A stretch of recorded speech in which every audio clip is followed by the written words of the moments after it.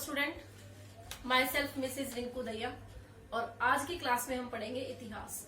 देखो, इतिहास के नाम को सुनकर ही बच्चों के दिमाग में ये होता है कि हमें इतिहास आएगा ही नहीं, समझ ही नहीं आएगा।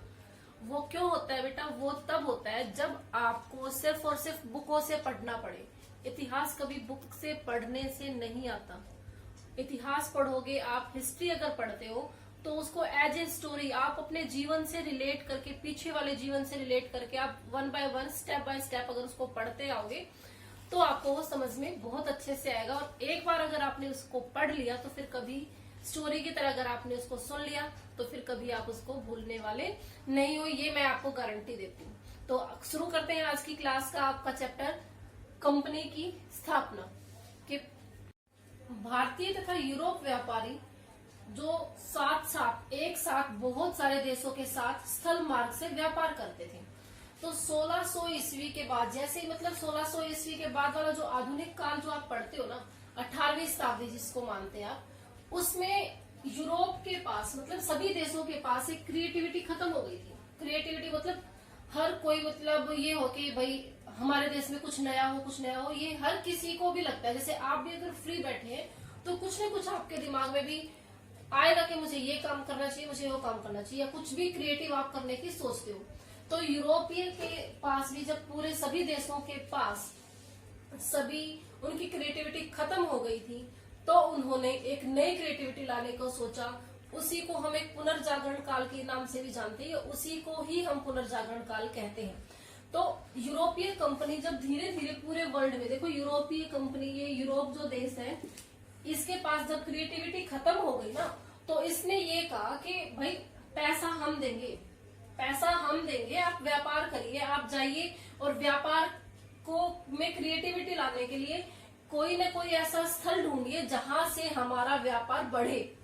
ठीक है, तो बहुत सारे यूरोपीय व्यापारी निकल पड़े, बहुत सारे शहरों से, यूरोप के बहुत सारे देशों से व्यापारी निकल पड़े। किसके लिए? क्रिएटिविटी को खोजने के लिए। जब यूरोपीय देशों के पास कच्चा माल खत्म हो गया तो उनको क्या चाहिए? कच्चा माल चाहिए। अब कच्चे माल के लिए यूरोपीय देशों में से स्पेन और पुर्तगाल के राजाओं ने सबसे पहले पैसे लगाना शुरू किया और व्यापारियों को कहा कि पैसे हम देंगे और आप कच्चा माल ढूंढिए, कि कच्चे माल को प्राप्त करने के रास्ते ढूंढिए। तो पुर्तगाल से सबसे पहले एक यात्री निकला, एक व्यापारी निकला, और वो उत्तरी अमेरिका के तट पर पहुंच गया।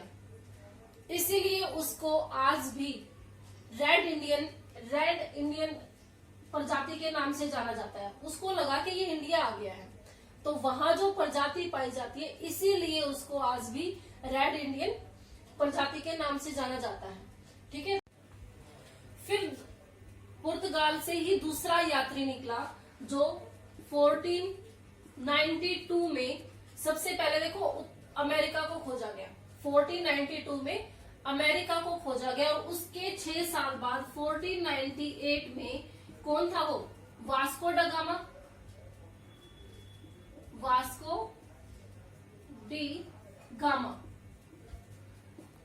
1498 में समुद्री मार्ग द्वारा जो सबसे पहले भारत के तट पर पहुंचा, कहाँ पहुंचा था वो? केरला के कालीकट तट पर पहुंचा था। केरल के कालीकट तट पे वो पहुंचा और वहां आकर सबसे पहले उसने मसालों को देखा और मसाले मतलब वहां पे व्यापार करने के स्थान ढूंढे उसने। किसने? वास्को डी गामा ने। तो सबसे पहले समुद्री मार्ग द्वारा भारत को खोजने वाला कौन था? Vasco D gamma. और उस टाइम पे बेटा दिल्ली पे मुगलों का शासन, देखो अकबर था सबसे लास्ट में, तो मुगलों का शासन था और अकबर की मृत्यु हो चुकी थी। तो उस टाइम पे रंगीला नाम से एक राजा थे वहां पे, तो उसके हाथ से सत्ता भी बिल्कुल छीनी जा रही थी। मतलब वो भी एक ये था कि उसका कोई भी इंटरेस्ट नहीं था अपने राजपाट को चलाने में। वास्को डी गामा ने जब समुद्री रास्ता जब खोज निकाला तो पश्चिमी यूरोप और भारत के बीच में सीधे व्यापार संबंध स्थापित हो गए। जैसे ही सीधे व्यापार शुरू हुए तो यूरोपीय राजाओं ने सोचा कि देखो, यहाँ से जब वास्को डी गामा आया तो ऐसा तो है नहीं कि वो इतने इतना पैसा खर्च करके भारत में आया और खाली हाथ अपने देश चला गया हो, ऐसा तो हो ही नहीं सकता।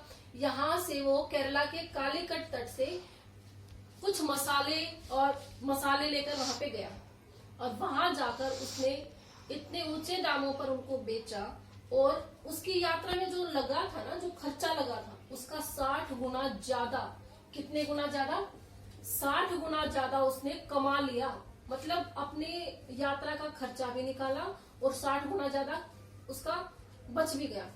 तो यूरोपीय राजाओं ने सोचा कि जब ये एक यात्रा में इतना कमा सकता है तो हमें भी उधर यात्रा करना शुरू कर दिया।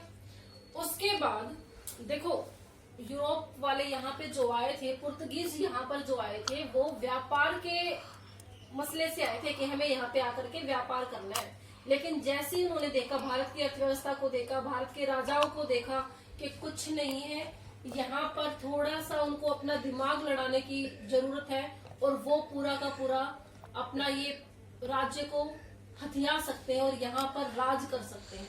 तो उन्होंने भारत की राजनीति में भी हस्तक्षेप करना शुरू कर दिया। कि उन्होंने, पुर्तगीज ने जैसे उन्होंने भारत की उसमें राजनीति में हस्तक्षेप करना शुरू किया, तो भारत के जो राजा थे ना बेटा, वो भी धीरे धीरे करके अपने पैरों को पीछे लेने लग गए। और भारत में सबसे ज्यादा मसाले और सोना, इसी का व्यापार सबसे ज्यादा। देखो, भारत को, आपको भी पता है कि भारत को सोने की चिड़िया कहा जाता था। तो जाहिर सी बात है कि यूरोपियों को यहाँ से ज्यादा मात्रा में क्या मिलेगा, सोना मिलेगा और मसाले मिलेंगे। मसालों को बेच करके वो अपना अच्छा व्यापार चला सकते हैं। लेकिन जैसे उन्होंने यहाँ पे देखा कि वो तो यहाँ पर भी अपनी कंपनी स्थापित कर सकते हैं, तो उन्होंने क्या किया, देखो 1492 में कोलंबस ने अमेरिका को खोजा, ठीक है। उसके बाद 1498 में वास्को डी गामा ने भारत को खोजा। उसके महज 5 साल के अंदर ही पुर्तगीज ने अपनी पहली कंपनी स्थापित कर दी। वो देखो, आए वो केरला के कालीकट तट पे थे, लेकिन उन्होंने अपनी पहली कंपनी स्थापित की कोचीन में।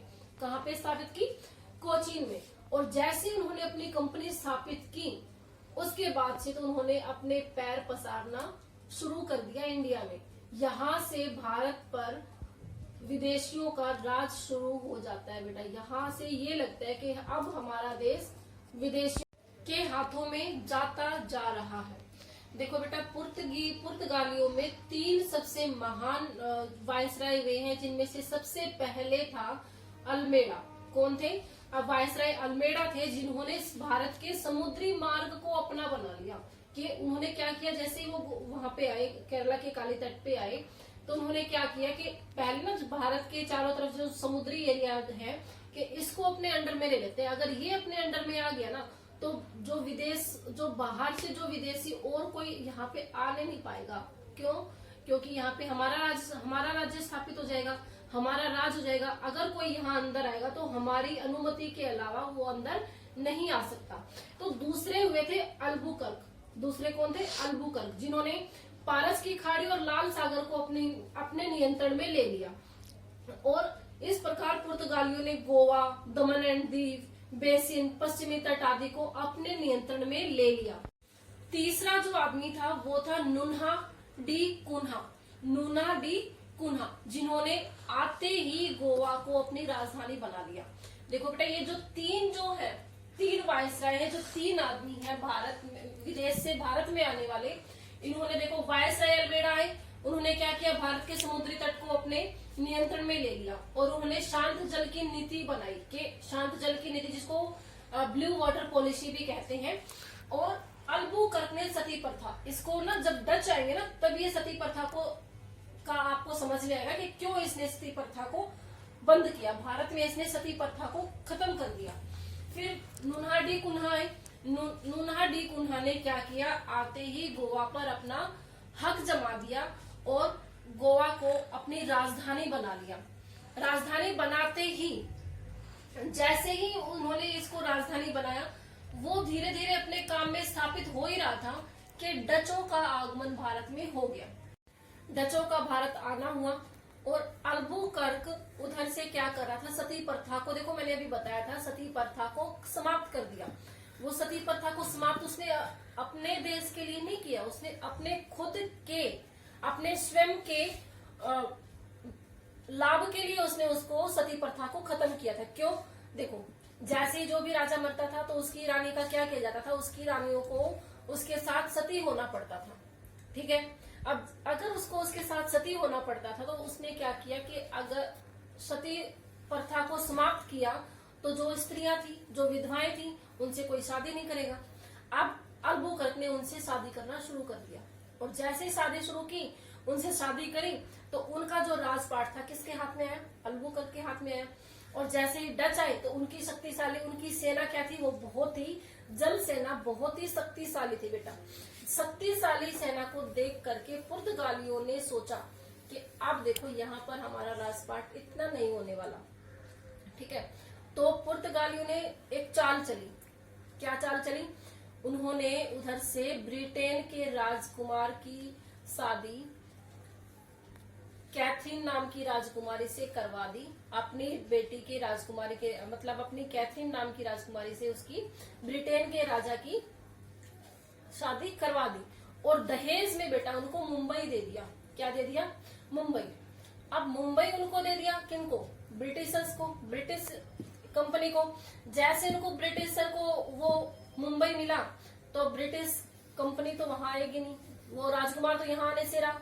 उसने क्या किया? उसने उसको किराए पे दे दिया, कंपनी को किराए पे दे दिया कि जाओ और मुंबई में वहां पर मुंबई हमारा एक शहर है और वहां पर जाकर अपना व्यापार करो। अब वो बिल्कुल परमिट के साथ भारत में एंटर हो रहे हैं। अब उनको डरने की कोई जरूरत नहीं, उनको एक परमिशन मिल गई है कि जाओ और वहां पर व्यापार स्टार्ट करो। तो जैसे ही डच, वो ब्रिटेन या ब्रिटिश यहाँ पर आए, देखो ब्रिटिश ईस्ट इंडिया कंपनी जो थी वो थी प्राइवेट, ठीक है, और डच जो है वो गवर्नमेंट है। अब आपको भी पता है कि गवर्नमेंट और प्राइवेट में कितना अंतर होता है। प्राइवेट में क्या होता है, जितना आप उस पर खर्च करते हो ना, उसका 4 गुना निकालने की कोशिश करते हो। ठीक है, और गवर्नमेंट में क्या होता है कि हर कोई चाहता है कि मुझे एक बार गवर्नमेंट जॉब मिल जाए, बस फिर तो पूरे जिंदगी आराम से बैठ के खाना है, सोचते हो ना। तो सेम ऐसे ही था कि डच ने सोचा कि मुझे यहाँ पे, देखो एक तो डचों का यहाँ पे इतना इंटरेस्ट था ही नहीं। उनका इंटरेस्ट तो ये था कि वो भारत एक व्यापार का माध्यम था, और उनको पता था कि हमारा यहाँ पे राज स्थापित हो चुका है। हमें यहाँ पर जो है पुलिकट, सूरत, चिंसुरा, कासिम बाजार, पटना, बालासोर, नागापट्टनम, कोचिन आदि स्थानों पर इन्होंने अपना आधिपत्य स्थापित कर लिया। मुझे लगता है आज की वीडियो शायद लंबी हो रही है, और कहानियां भी ज्यादा लंबी अच्छी नहीं लगती, क्योंकि उनको भी सुनते सुनते ऊब जाते हैं। ठीक है, तो इसका जो बाकी हिस्सा है वो मैं सेकंड पार्ट बनाऊंगी, और उसमें उसको जल्दी ही मैं उसको अपलोड कर दूंगी और आपके चैनल पे। और आप इस वीडियो को लाइक, सब्सक्राइब जरूर करके रखिएगा, ताकि मेरी जो नेक्स्ट आने वाली वीडियो वो आप तक पहुंच सके। धन्यवाद।